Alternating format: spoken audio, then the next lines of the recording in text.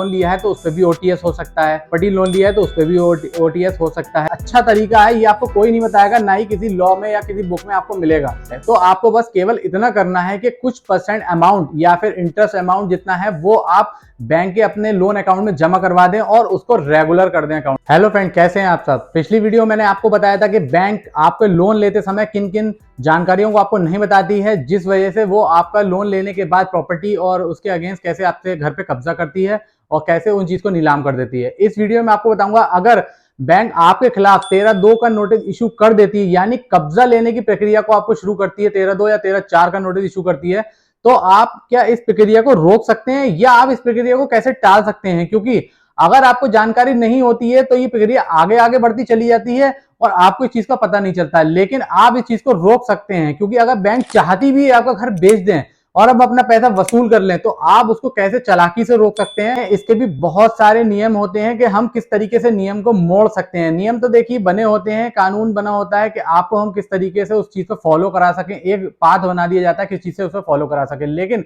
उस पाथ को डाइवर्ट करना आपके हाथ में होता है, कैसे हम उसको आगे से क्रॉस करें या कैसे ओवरटेक करके अपनी चीजों को हासिल कर पाएं।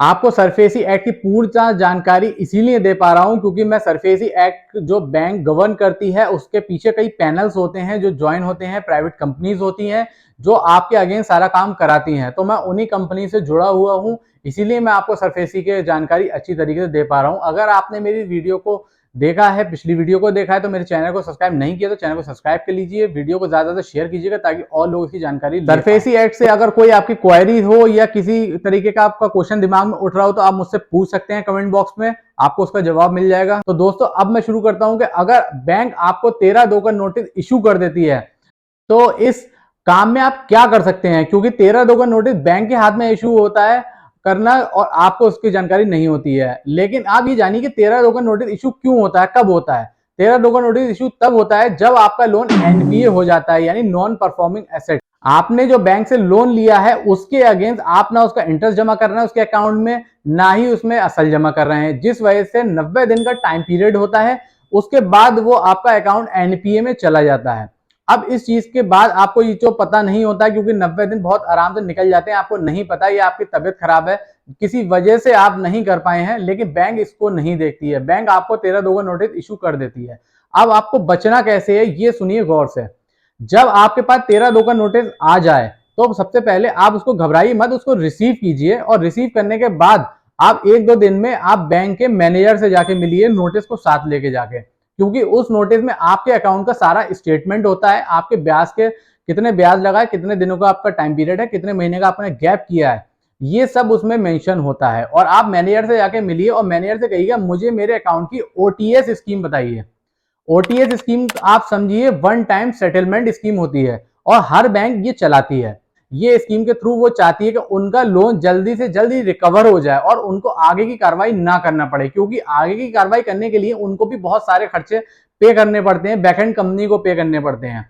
अब आपको कुछ नहीं करना है, आपको केवल मैनेजर के पास जाना है और अपने अकाउंट की ओटीएस स्कीम देखना है कि आपका ओटीएस में कितने परसेंट लोन डिस्काउंट करके आपका क्लोज किया जा रहा है। क्या पता उसका पूरा इंटरेस्ट हटा दे बैंक, या इंटरेस्ट के अलावा कुछ परसेंट रिड्यूस कर दे आपका एक्चुअल अमाउंट में से भी। अगर हम ओटीएस की बात करें तो ओटीएस सारे ही लोन पे अवेलेबल होता है। जिस तरीके से आपने अगर मुद्रा लोन लिया है तो उस पर भी ओटीएस हो सकता है, अगर आपने अगेंस्ट प्रॉपर्टी लोन लिया है तो उस पर भी ओटीएस हो सकता है, अगर आपने जो कृषि भूमि के अगेंस्ट लोन होते हैं उस पर भी ओटीएस हो सकता है।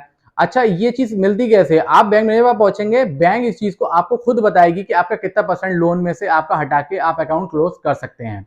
अगर वो ओटीएस ना बताए आपको या फिर आपसे कह दे कि हमारी अभी कोई ओटीएस स्कीम नहीं चल रही है, तो आप क्या करेंगे। आप ध्यान से समझिए, अगर बैंक ओटीएस स्कीम आपको नहीं बताती है और आपको उस पर कार्रवाई आगे करने का मौका भी नहीं मिल पा रहा है अपने अकाउंट पे और आपका अकाउंट एनपीए हो चुका है, तो आपको बस केवल इतना करना है कि कुछ परसेंट अमाउंट या फिर इंटरेस्ट अमाउंट जितना है वो आप बैंक के अपने लोन अकाउंट में जमा करवा दें और उसको रेगुलर कर दें अकाउंट को। अगर आप बैंक के अकाउंट को अपने रेगुलर कर देंगे तो बैंक को मौका ही नहीं मिलेगा अगली एक्सरसाइज करने का, यानी 13(4) के नोटिस का। बैंक को जब 13(4) के नोटिस का कोई टाइम ही नहीं मिलेगा तो वो 13(4) का नोटिस आपको भेजेगी नहीं, और जब 13(4) का नोटिस आपको नहीं भेजेगी तो आपका आगे की प्रक्रिया शुरू होगी ही नहीं।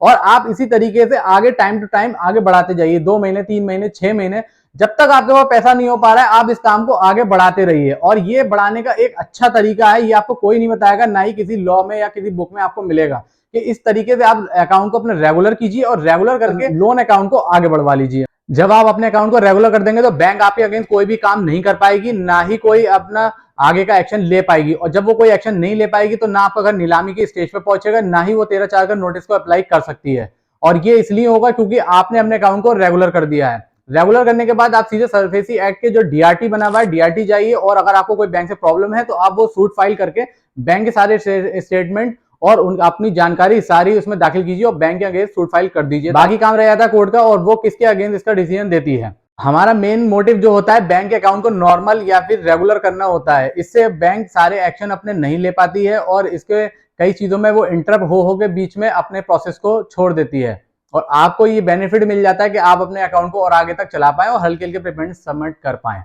तो दोस्तों ये वीडियो यहीं तक थी। अगली वीडियो में आपको बताऊंगा कि अगर बैंक आपके खिलाफ पुलिस फोर्स प्रोवाइड करने के लिए डीएम ऑफिस तक जा चुकी है और आपके खिलाफ पुलिस प्रोवाइड करने वाली है, तो इससे कैसे बचें आप और कैसे इस प्रक्रिया को भी खत्म कर पाए।